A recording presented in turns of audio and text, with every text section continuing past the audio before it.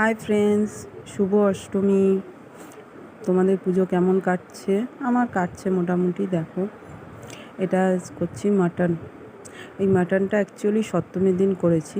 আমাদের প্রতি বছর অষ্টমীতেই হয়, বাট অষ্টমীতে আজকের দিনে আজকে আমার হাজব্যান্ডের ডিউটি পড়ে গেছে 24 ঘন্টা। তো আজকে যেহেতু করতে পারবো না বলে, হাজব্যান্ড থাকবে না, তার জন্য এটা সপ্তমীতে করা হয়েছে। মানে এটা কালকের মাটন করাটা আজকে আমি ছাড়ছি, টাইম হয়ে উঠতে পারিনি কালকে।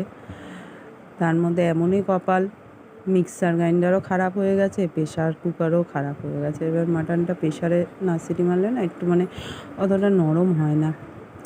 সেই 3 ঘন্টা 3.5 ঘন্টা ধরে গ্যাসে কষিয়ে কষিয়ে কষিয়ে কষিয়ে তারপরে গিয়ে করেছি, তাও সেরকমভাবে খুব একটা নরম হয়নি।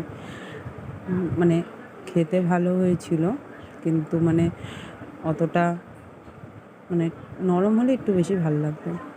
আর আমি না সচরাচর এইভাবে করিও না। ওই বললাম না, ফার্স্টে প্রেশারে মাটনটাকে নুন হলুদ আর একটু কাঁচা সর্ষে তেল দিয়ে সিটি মেরে নিই, তারপরে পেঁয়াজ রসুন ভেজে তারপরে ওই স্টুটা দিয়ে করে কষিয়ে কষিয়ে মাটনটা দিয়ে কষিয়ে কষিয়ে করি।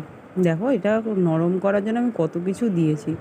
সুপারি দিয়েছি, তারপরে পেঁপে দিয়েছি। এগুলো সব আমার মা দিদি দিদার কাছ দিয়ে আর কি দেখেছিলাম। আগে তো এত প্রেশারে হতো না, আগে কড়াতেই নর্মালি উনানে হতো।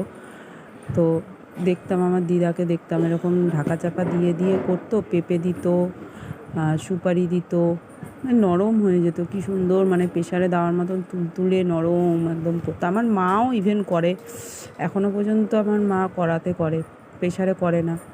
কিন্তু এই প্রেশারে আমার শ্বশুরবাড়িতে করে করে টাইমটাও অল্প যায়, সুবিধা হয় একদিকে। তো ওইভাবে করেছি, বড্ড অসুবিধা হচ্ছিল, আর টাইমটাও অনেকটা লাগছিল। তারপর ছেলে মেয়েরটা আলাদা কষিয়ে তুলে নিয়ে তারপরে আমাদের কাঁচা লঙ্কা দিয়ে করেছি। খেতে ভালো হয়েছে, দেখতেও সুন্দর হয়েছে, কিন্তু ওই শক্ত। যাই হোক, তোমরা দেখো, চ্যানেলটা সাবস্ক্রাইব করে দিও। টাটা, পুজো ভালো কাটিও, টাটা।